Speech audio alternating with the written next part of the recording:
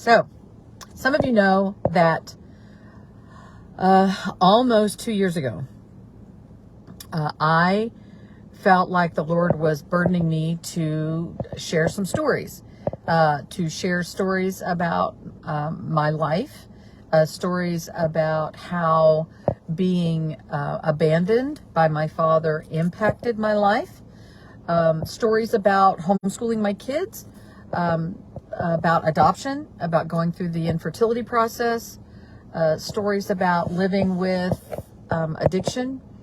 Everybody's got these stories. We've all got these stories. And I found if my mother's on here, she needs to charge her phone. So I just got to notice you need to charge your phone. I got really burdened about sharing stories, but I didn't know which stories to share. I didn't know where to start. So I found a gal named Leslie Leyland Fields. Leslie had written a book that coaches other people on how to write a book. And she's written several. And so I joined her class and I began to share some of the stories that I wanted to share with the people in the class. And evidently I'm not a bad writer. I do have some bad writing habits, as my friend Elaine will tell you. Because I hand my stuff to her and go, please fix this. Because she's a writer. So I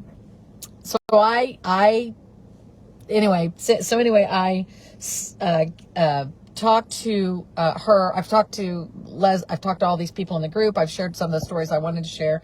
A lot of it is about abandonment, and dealing and the impact that abandonment by a parent has on young women, especially their fathers, and the kind of decisions that they make because of that experience. Okay. So I shared some of the stories with my group, and I began to talk to some of my friends that had been praying with me, and sat down and talked to God and said, where do I start? What do I start with? And he said to me, obviously I didn't hear him audibly, but I know it was him, because he said, where have you found the most healing from me? So God says, wherever we found the most redemption and the most healing from him, that's where we start.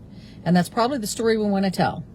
So between that and just confirmation from other people, I started to write a Bible study / journal that would help women go through the process of healing and finding some purpose in their pain. And it turned out that it wasn't just about women being abandoned by their fathers. It was also about women being abused. I share my abuse story in the study, and I also share how God took what I thought could not be healed and healed it. And so that's what I've been writing, and that project is done. I am now working just to make sure that, the margins are right before it goes to print.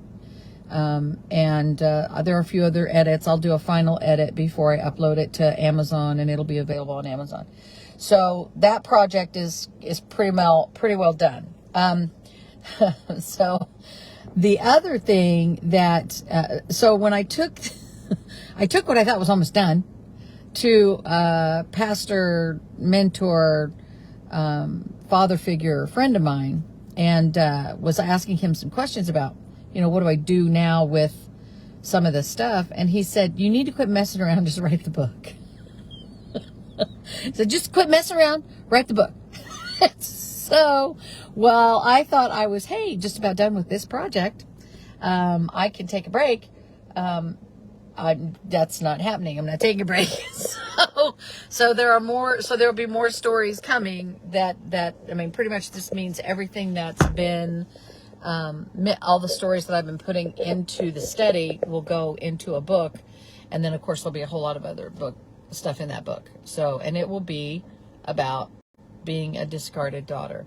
And for those of you who don't know, I do have a group of women that I've shared the study with for free, so they can see what's in it and give me some feedback about whether or not what I'm trying to share is on course with what they have found to be true in their own experience about being discarded or abandoned or abused. So, and God's really doing some things there, because so I wandered for months about this, about what to write and what to share and what stories to tell. And then all of a sudden, there are these people that are saying these things to me and inviting me to speak and want me to share my abandonment story and my forgiveness story. And God keeps just endorsing the decision that I felt like he was leading me to do when I started to write the study. So the study itself is done. I will offer, I'll print some and have some available when I come to speak. But I feel like I need more input. I feel like I need to know. Sorry guys, I've got a whole bunch of stuff in front of my face now. I feel like I need to just, I'm just doing all this by faith. I'm not a great writer. I'm not bad at it. I can tell a story. Most of that is because I've read stories. I originally thought the Bible study was a great first step because it was, it allowed me to share the way that God's word worked in my life to heal me. And so I wanted that to be available quickly for people who were struggling with that. And there are an awful lot of us out here that don't know how to forgive. We don't know the importance of it. We want to hang on to our bitterness. We want to hang on to our anger and our hurt and our pain. And what that does is that leads us to do a whole lot of other self-destructive behaviors. It leads us to not only be hurt people, but to hurt other people. And so the sooner we can find a way to not only forgive, but also see that God allows purpose to come out of our pain and struggles, the sooner we can do that, the better. And so I'm offering the study is available first. The Bible study is available first. And it's almost complete. I mean, it's completed. I just got to figure out margins and stuff before I send it to get printed. And I'll share that when it's ready. I would encourage you, if you have people in your life that are struggling with the need to forgive, the need to move on, the need to get rid of the bitterness and the hurt and the pain. Because listen, if you are walking with bitterness toward other people, no matter who they are or what they've done to you, they control you. Whether you want them to or not, they own you. They are the ones controlling your decisions, your thoughts, your choices. So you have to get to a place where you can get rid of that bitterness. You have to get to a place where you can forgive and grow again and live again. Okay. So for those of you who have not been aware, have not seen the study, or just want to know more information, get in touch with me. I have a new email address that is just for people that want to talk about the books. It's called it's L.A. Schaefer, just like my name is spelled here, L.A. Schaefer Books @gmail.com, and I'll put that in the comments. So it's a very humbling thing to really sense and see and feel God working with your story. And I'm on the verge of tears every time I sit down at the computer to start typing, because he has just not only flooded me with memories and a way to share those memories, but he's also, there are some days where you feel like you're like totally blocked. This is not a day to work. This is a day to pray.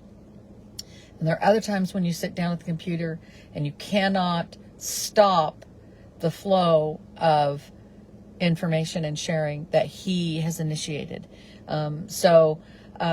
It's a very humbling thing, and people keep popping into my life that are specifically involved in ministry toward women, or they're specifically involved in planning and preparing events for women.